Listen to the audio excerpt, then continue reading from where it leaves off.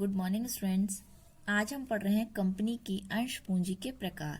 तो देखिए, अंश पूंजी के प्रकार, कंपनी की अंश पूंजी कैसे विभक्त होती है। फर्स्ट है अधिकृत पूंजी, इसे हम बोलते हैं ऑथोराइज शेयर कैपिटल। कंपनी अधिनियम 2013 की धारा 2(8) के अनुसार अधिकृत पूंजी यानी ऑथोराइज कैपिटल या पंजीकृत पूंजी यानी रजिस्टर्ड कैपिटल, एक ही बात है, से आशय ऐसी पूंजी से है। कौन सी पूंजी? जो कंपनी के पार्षद सीमा नियम के द्वारा अधिकृत पूंजी की अधिकतम राशि हो, यानी अधिकृत पूंजी ऑथराइज कैपिटल की अधिकतम राशि की, इस राशि से ज्यादा कंपनी शेयर इशू नहीं करेगी। कंपनी के पार्षद सीमा नियम की पूंजी की वह अधिकतम राशि व्यक्त की जाती है जो उसे अधिकृत पूंजी कहते हैं। जितनी राशि व्यक्त की गई है वो क्या कहलाएगी? Authorise capital. और शेयर कैसे, जो अंश है वो दो भागों में विभक्त होते हैं, एक है पूर्वाधिकार अंश, एक है समता अंश। ठीक है, तो अब देखिए ऑथोराइज कैपिटल, जैसे एक कंपनी ने कहा 10 रुपए के शेयर 10,000 जो है वो उसकी ऑथोराइज कैपिटल है। ठीक है, तो यानी उसकी कैपिटल कितनी हो गई? 1 लाख। अब इससे ज्यादा वो शेयर इशू नहीं कर सकती। क्लियर हो गई ये बात? ऑथोराइज कैपिटल कितनी? 10,000 शेयर, 10 रुपए का एक शेयर है, ऑथराइज कैपिटल 1 लाख हुई। 10,000 को 10 से गुणा किया तो कितनी कैपिटल बनेगी? 1 लाख। तो इससे ज्यादा वो इशू नहीं कर पाएगी। नेक्स्ट है निर्गमित पूंजी। इशू कैपिटल किसे कहते हैं? कंपनी अधिनियम 2013 की धारा 250 के अनुसार निर्गमित पूंजी से आशय ऐसी पूंजी से है जिसे कंपनी के द्वारा समय समय पर अभिदान के लिए निर्गमित किया जाता है, यानी इशू किया जाता है, जनता के बीच में इशू किया जाता है। निर्गमित पूंजी अधिकृत पूंजी का एक भाग है। जैसे ये अधिकृत पूंजी 10,000 शेयर, तो इसमें से ही शेयर इशू करेगी। कितने? 10,000 भी इशू कर सकती है, 9,000 भी कर सकती है, 8,000 भी, कितने भी कर सकती है। 10,000 से लेकिन नीचे होने चाहिए, 10,000 से ज्यादा वो इशू नहीं करेगी। समय समय पर अभिदान के लिए निर्गमित किया जाता हो। निर्गमित पूंजी अधिकृत पूंजी का एक भाग है जिसे कंपनी के द्वारा अभिदान के लिए निर्गमित किया जाता है। यानी अभिदान यानी जो जनता को जो अभिदान दिया जा रहा है, जनता से जो पैसा शेयर मंगाए जाएंगे, शेयर इशू किए जाएंगे, वो कहलाएगी इशू कैपिटल। क्लियर? नेक्स्ट है प्रारित पूंजी, सब्सक्राइब कैपिटल। पूंजी का वह भाग जो समय समय पर कंपनी के सदस्यों के द्वारा प्रारित की गई हो। इस प्रकार प्रारित पूंजी या अभिदत्त पूंजी निर्गमित पूंजी का एक भाग है जिसके लिए अभिदान किया जा चुका है। देखिए, अब ये प्रारित पूंजी किसका भाग है? ये भाग है इशू कैपिटल का। ठीक है, मान लीजिए 10,000 जो थी ऑथोराइज कैपिटल, 10,000 शेयर थे। ठीक है, इसमें से जनता को 8,000 इशू किए। क्लियर? ये हो गई ऑथोराइज कैपिटल। ये जनता को जो इशू किए वो क्या हो गए? 8,000। ठीक है, अब जनता ने प्रारित, जनता कितने शेयर ले रही है? हो सकता है 8,000 ही ले ले, पूरे शेयर भी बिक जाए, या हो सकता है 6,000 ही ले। तो अब ये जो शेयर जो जनता के बीच में गए हैं, जनता ने जिन पे एप्लीकेशन भेजी है, वो क्या कहलाएगी? प्रारित पूंजी। पूंजी का वह भाग जो समय समय पर कंपनी के सदस्यों के द्वारा प्रारित की गई हो। इस प्रकार प्रारित पूंजी या अभिदत्त पूंजी निर्गमित पूंजी का एक भाग है। अभी आपको बताया इशू कैपिटल का ही एक भाग है कि 8,000 में से आपने इशू किए हैं जिसके लिए अभिदान किया जा चुका है। नेक्स्ट है मांगी गई पूंजी। पूंजी का वह भाग जिसे भुगतान हेतु मांगा जा चुका है, कंपनी के द्वारा अंशधारियों से मांगा जा चुका हो। देखिए अब क्या है, मांगा जा चुका। जैसे 10 रुपए का एक शेयर है जिसमें से 8 रुपए मांग लिए गए जनता के द्वारा। जैसे ये अलग अलग भागों में विभक्त होंगे, जैसे एप्लीकेशन पर, अलॉटमेंट पर, फर्स्ट कॉल पर, ये भी आप आगे पढ़ेंगे। तो जितना मांगा जा चुका है, जैसे 10 रुपए में से 8 रुपए मांग ली कंपनी के द्वारा, तो ये क्या कहलाएगा? मांगी गई पूंजी। पूंजी का वह भाग जिसे भुगतान हेतु मांगा जा चुका है, कंपनी के द्वारा अंशधारियों से मांगा जा चुका है। उसके बाद नेक्स्ट है प्रदत्त पूंजी। जमा की गई उन धनराशियों के योग के समतुल्य से है जो निर्गमित किए गए अंशों पर प्रदत्त रूप में प्राप्त हो गई है। यानी अब 8 रुपए में से कितना प्राप्त हो गया है? प्रदत्त यानी कितने प्राप्त हो गई है? प्रदत्त यानी देना, अंशों पर प्रदत्त रूप में प्राप्त हो गई है, मिल गई है हमें। अब जैसे 10 रुपए है, 10 रुपए में से 8 रुपए आपने मांग लिए, तो अब जनता ने कितने दे दिए? 8 के 8, अंशधारी 8 के 8 भी दे देंगे, 6 भी देंगे, 4 भी देंगे। तो ये क्या है? 8 से ज्यादा तो नहीं दे पाएंगे जब आपने 8 ही मांगे हैं।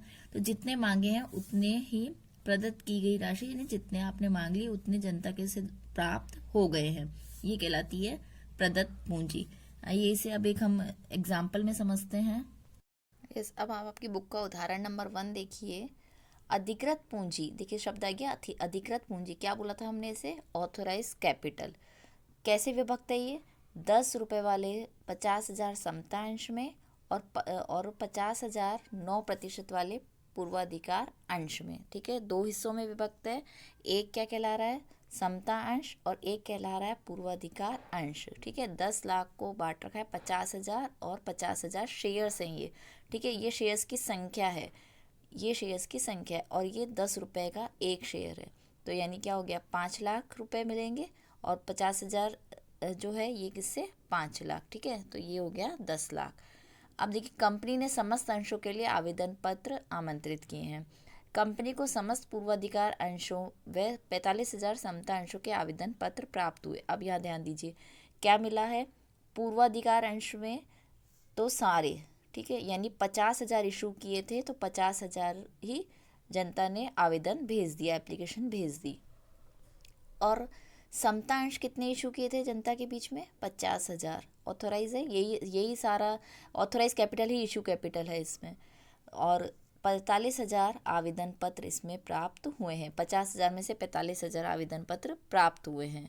क्लियर हो गई ये बात? तो कंपनी के द्वारा अंशों के संबंध में समस्त राशि मांगी जा चुकी है और प्राप्त हो गई है। यानी जितनी राशि दी थी, यानी 10 रुपये जो थे, इसमें समस्त राशि मांग भी ली और प्राप्त हो भी गई है। राम के 5,000 समता अंश हैं, उस पर अंतिम मांग 2 रुपये प्रति अंश के हिसाब से नहीं आई। देखिए, एक तो इक्विटी है, यहाँ ध्यान देना। और कितने रुपए के हिसाब से? 2 रुपये के हिसाब से। तो इन कितने रुपए उसने नहीं दिए? 5,000 शेयर्स उसने खरीदे थे। क्लियर? ये बात क्वेश्चन में है। 2 रुपये के हिसाब से उसने नहीं चुकाया। ठीक है, तो यानी कितना हिस्सा नहीं दिया उसने? 10,000 रुपये जो है कंपनी के पास नहीं चुकाए राम ने। क्लियर हो गई ये बात भी? उसके बाद है आपके, बताइए अंश पूंजी कंपनी के चिट्ठे में किस प्रकार प्रदर्शित करेंगे, साथ ही लेखांकन टिप्पणियां भी दीजिए। अब हमें इसे बैलेंस शीट में शो करना है। तो अब पहले तो आप यहाँ ध्यान दीजिए, बैलेंस शीट का फॉर्मेट अब ये हो गया है। ठीक है, अब आपको इस तरह से बैलेंस शीट बनानी है। एक्स लिमिटेड का है बैलेंस शीट, ये हम बना रहे हैं। तो आपकी बैलेंस शीट तो ये ऊपर है, ये कहलाता है नोट टू अकाउंट्स। ध्यान देना, यहाँ पे आप जब लिखेंगे तो आप लिखेंगे नोट टू अकाउंट्स। क्लियर हो गई ये बात? क्या लिखना है आपको? Note to accounts. ठीक है, यहाँ जो तो सॉल्यूशन पूरा आप डिटेल में लिखेंगे, और इसे आप यहाँ पे फाइनल अमाउंट बैलेंस शीट में शो करेंगे। तो अब आप सबसे पहले देखिए, सबसे पहले हमें क्या लिखना होता है? Authorise capital. फर्स्ट नंबर क्या आएगा? ये फॉर्मेट है, फॉर्मेट के अकॉर्डिंग ही चलना है आपको। देखिए, बुक में नीचे ये फॉर्मेट भी दिया हुआ होगा आपके, ये रहा यहाँ पर। तो ये इसके अकॉर्डिंग ही आपको बैलेंस शीट बनानी है, इक्विटी एंड लायबिलिटीज़ की। ये आपको बैलेंस शीट अच्छे से याद करनी है। क्लियर? तो फर्स्ट जैसे शेयर कैपिटल है, अब शेयर कैपिटल भी कैसे वक्त है, कैसे बटी हुई है, ये इसमें फर्स्ट नंबर पर आता है ऑथोराइज कैपिटल। तो ऑथोराइज कैपिटल कंपनी की क्या थी, ये भी आपने क्वेश्चन में पढ़ा। ऑथोराइज थी 50,000 तो इक्विटी थे, और 50,000 ही प्रेफरेंस थे। तो देखिए, हमने यहाँ लिखा 50,000 इक्विटी शेयर, जैसा क्वेश्चन में कहा है वैसा का वैसा लिखना है। 50,000 इक्विटी शेयर कितने का एक है? 10 रुपये ईच, यानी 5 लाख। उसके बाद 50,000 9% प्रेफरेंस शेयर 10 रुपीज़ ईच, यानी 5 लाख। तो टोटल कितना हो गया हमारा? 10 लाख। एक चीज़ और ध्यान देना है आपको, जो ऑथोराइज कैपिटल है और जो इशू कैपिटल है, वो कभी भी टोटल में शामिल नहीं होता। यानी 10 लाख को हम टोटल में शामिल नहीं करेंगे, इसको यहाँ शो करेंगे, लेकिन टोटल में उसका टोटल नहीं लगाएंगे, योग नहीं करना है उसको आपको। नेक्स्ट है इशू कैपिटल। तो अब देखिए, जितना इस ऑथोराइज था, इसमें क्लियर कहा गया है क्वेश्चन में, जितना ये अधिकृत पूंजी वाले इतने अंश हैं और विभक्त है, समस्त अंशों के लिए आवेदन पत्र आमंत्रित किए, यानी सारे ही शेयर इशू कर दिए। तो यानी जो ऑथोराइज थे वो सभी उसने इशू कर दिए। तो यानी ऐसा का ऐसा हम वापस लिख देंगे। बस हेडिंग क्या डालेंगे? Issue capital. यहाँ ध्यान देना, अब हो सकता है इसमें इशू वो कम भी कर सकता था, ज़्यादा तो कर ही नहीं सकता, ये ध्यान देना। 50,000 से ज़्यादा हो ही नहीं सकती, क्योंकि ऑथोराइज ही 50,000 के लिए है। तो इशू क्या होगा? 50,000 इसकी लिमिट है, 50,000 से ज़्यादा नहीं हो सकता। 50,000 से कम कर सकता था, ज़्यादा वो इशू नहीं कर सकता है। तो 50,000 रुपये 10 ईच, 50,000 रुपये 9% प्रेफरेंस शेयर जो है 10 रुपये ईच। तो ये वापस 5 लाख 5 लाख 10 लाख। क्लियर हो गया ये बात? अब यहाँ ध्यान दीजिए, क्वेश्चन में आपके आया 45,000 समता अंशीय आवेदन पत्र प्राप्त हुए। 50,000 इशू थे इक्विटी के, कितने मिले? 45,000। टेबल ये हमारे पास जो एप्लीकेशन आई वो 45,000 की आई। तो यानी कंपनी के पास कितना पैसा आना चाहिए था? 4,50,000। ये बात आपके समझ में आ गई। 45,000 इक्विटी शेयर है, 10 रुपये का एक है, तो 4,50,000 रुपये। क्लियर है ये बात? उसके बाद एक लाइन आई थी क्वेश्चन में, 5,000 का एक ऐसा इक्विटी होल्डर था जिसने पैसा नहीं चुकाया, राम जिसका नाम था, 2 रुपये के हिसाब से नहीं चुकाए। तो 4,50,000 रुपये जब कंपनी के पास आने थे, फुली पेडअप था, और कॉल इन एरर कहलाती है ये, जब पैसा ये जब मांग चुकाई नहीं जाती उसे हम बोलते हैं कॉल इन एरर। लेस करेंगे यानी 4,50,000 में से 10,000 लेस किया तो कंपनी का कितना आया? 4,40,000। ये बात क्लियर हो गई है। 4,50,000 फुली पेडअप और 10,000 जो है एक शेयर होल्डर है जिसको जो कॉल इन एरर है, जिसने हिसाब नहीं किया, पैसा नहीं दिया। तो 4,50,000 में से 10,000 लेस किया तो ये अमाउंट आता है 4,40,000।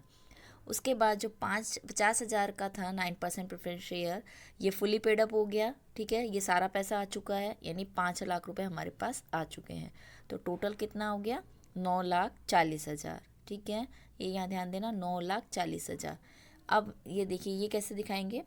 इक्विटी एंड लाइबिलिटीज़ करके share holder fund share capital में 9,40,000, ये हो गई बैलेंस शीट। ठीक है, और नोट टू अकाउंट्स में ये हमें इस तरह से डिवाइड करके लिखना है, अलग अलग लिखना है, दिखाना है। ये दोनों चीज़ें 2 पार्ट में बनेगा क्वेश्चन, पूरा 2 पार्ट में करेंगे। सारे ही क्वेश्चन आपको इसी तरह से करना है, और यहाँ बैलेंस शीट लिखना है और यहाँ नोट टू अकाउंट्स लिखना है। ये ध्यान देना, अदरवाइज़ आपके मार्क्स जो है डिडक्ट किए जाएंगे, इसलिए आपको ध्यान रखना है। ये क्वेश्चन यहाँ कंप्लीट होता है। Okay, thank you.